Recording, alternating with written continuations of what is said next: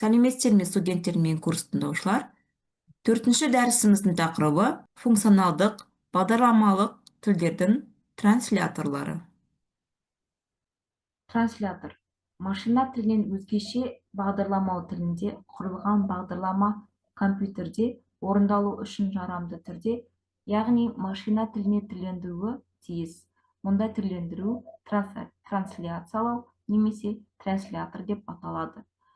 Ансамблердің ендірілетін тілі немокод, макроансамблер макротіл, ал компилятордікі процедуралы бейімделген тілдер болып табылады.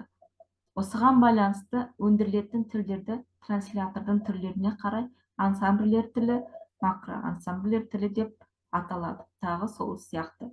Транслятор арқылы өңделіп алынған бағдарлама тікелей компьютерде орындалады, немесе оны басқа транслятордың өңдеуіне тура келеді.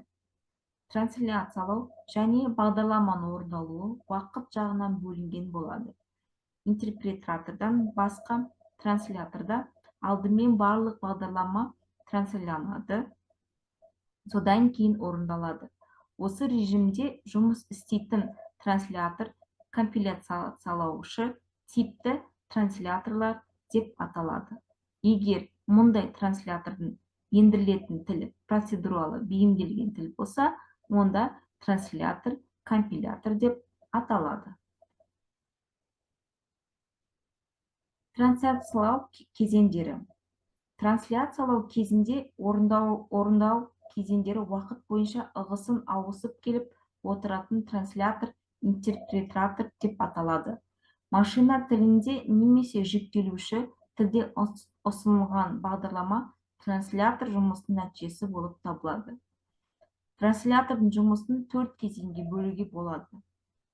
Лексикалық талдау. Мұның негізгі атқаратын қызметі бағдарламаның бастапқы мәтінін одан әрі қарай өңдеу үшін ең ықшамды және ыңғайлы етіп ұсыну. Осылайша алынған мәтін транслятордың синтаксистік талдаушы деп аталатын келесі бөліміне бастапқы деректер ретінде беріледі. Синтаксистік талдау. Бұл кезеңде бастапқы мәтінді синтаксистік талқылау жүргізіледі, яғни сөйлемдердің типтерін тану және бағдарламаның құрылымын айқындау. Сонымен бірге синтаксистік қателіктерді айқындаушы синтаксистік бақылау. Үшінші, объекті бағдарламаны жасау. Бұл кезеңде жасанды тілдің баламалы сөйлемдердің мәні зерттеліп, семантикалық талдау жасалады. Төртінші, объекттік бағдарламаны безендіру және беру. Бұл транслятор жұмысының соңғы қорытынды кезеңі. Объекттік бағдарламаны кітапханаға жазуға, баспаға шығаруға болады. Пайдаланушының нұсқасы бойынша транслятор ендіретін қосымша ақпараттың белгілі бір бөлігі ғана баспанаға беріліп отырады.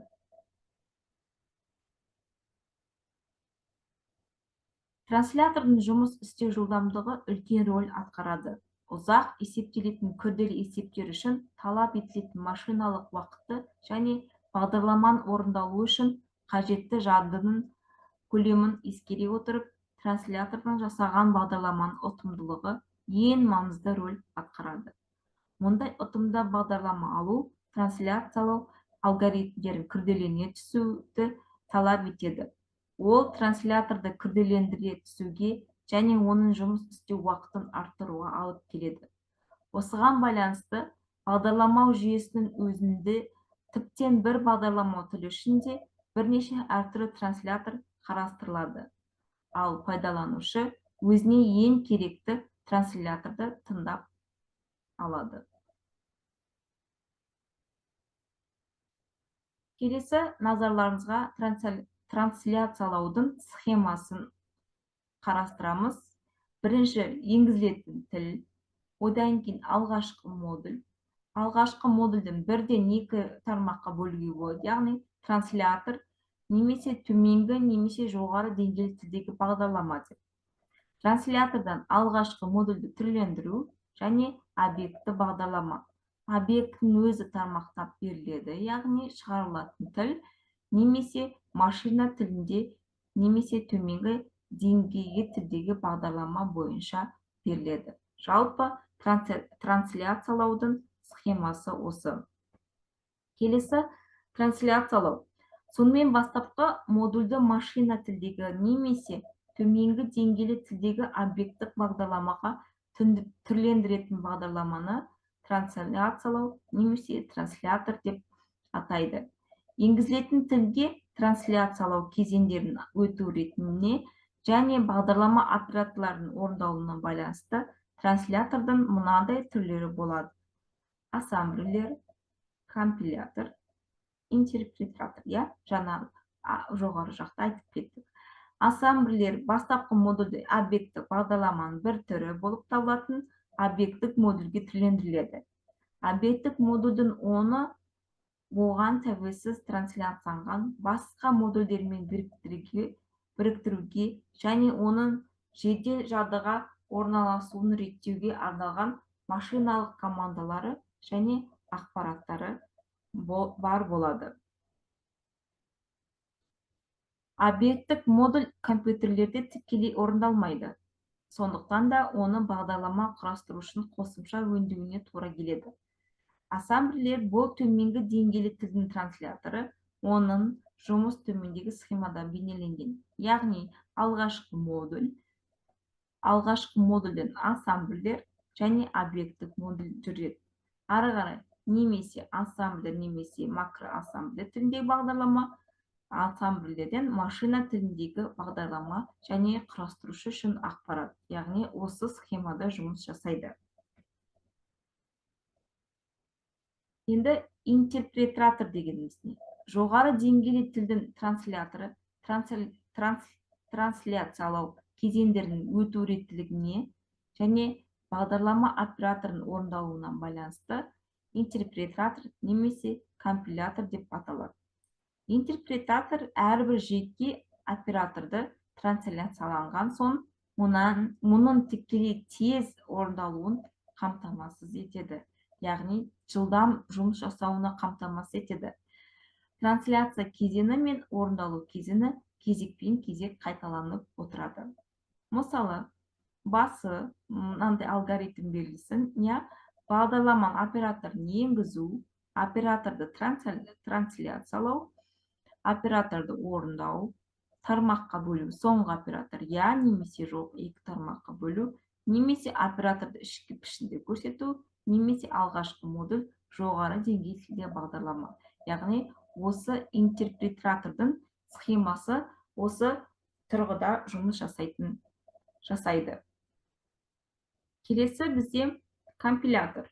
Компилятор бағдарламаның барлық операторларын трансляциялайды, ал бағдарламаның орындалуы жалпы алғанда оның қатынасуынсыз өтеді.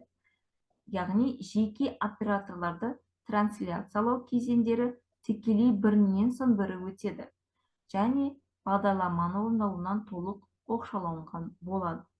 Мысалы, қараңыздар, басы бағдарламаның операторын енгізу, кезекті оператор трансляциялау, тармаққа бөлу немесе жоқ және соны шығару. Бұнда объекттік бағдарлама, объекттік модуль немесе төменгі деңгейлі тілдегі бағдарламаны пайдаланса болады. Яғни солай қолданса болады. Жоғары деңгейлі тілдердің көпшілігі үшін компиляторлар жасалған. Компьютерлердің бағдарламау жүйесінде компилятордың жалпы екі түрі бар. Бірінші түрдегі компиляторлар бастапқы модульді машина тіліндегі объекттік бағдарламаға түрлендіреді.